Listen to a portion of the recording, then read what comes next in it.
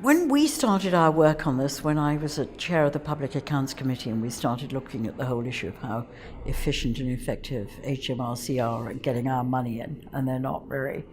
When we started looking at that, I think there was a culture around that it was cool not to pay tax. I think more and more businesses now realise that part of their sort of corporate social responsibility agenda has to be that they pay a fair amount of tax on the profits they earn from the economic activity in the jurisdiction where they operate. I warmly support FairTax Mark. I think it's a really good idea because I think celebrating exemplars of good practice is a very important way of transforming the culture of organisations who used to think not paying tax was cool and who now have to learn that paying tax is both a moral as well as a legal responsibility that they face. So having those exemplars, spreading the word, giving people certificates, that's all one very good way in which you can start to transform a very well-embedded culture. For me, transparency is key. So if we could have openness about where the money is, where the assets are held, where the profits are made, so we really see where the economic activity takes place and where the profits coming from that economic activity are earned. If we could have real transparency, I think that would transform the situation, which is why accepting a backbench amendment last year on country-by-country reporting was very important as far as multinationals go, so that they have to report in every country that they're active.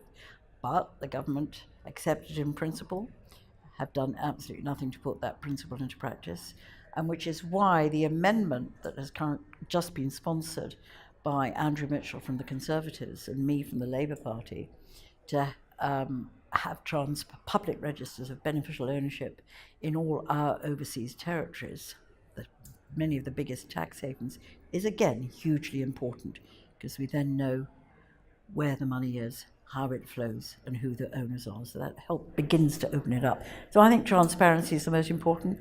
I think we do need changes in regulations. It's far too easy to set up company structures which have no other purpose than to avoid tax. We have far too complex system of tax reliefs, and that too, every tax relief becomes an opportunity for tax avoidance. And we've got over, I think last count I had was 1,147, and they are all abused, even the ones that you and I would have most trust in, like gift aid. That 300 instances a year are drawn to HMRC's attention of people who are abusing that. So we need some legislative, we need to strengthen our regulatory bodies so people really chase after those individuals and those corporations who engage in aggressive tax avoidance, tax evasion and other activities.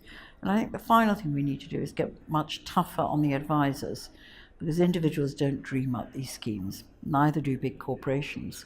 But it's the big four accountants, it's the banks, the lawyers, those are the people who dream up the loopholes, and they need to be made accountable, because very, very often those loopholes are found not to hold good.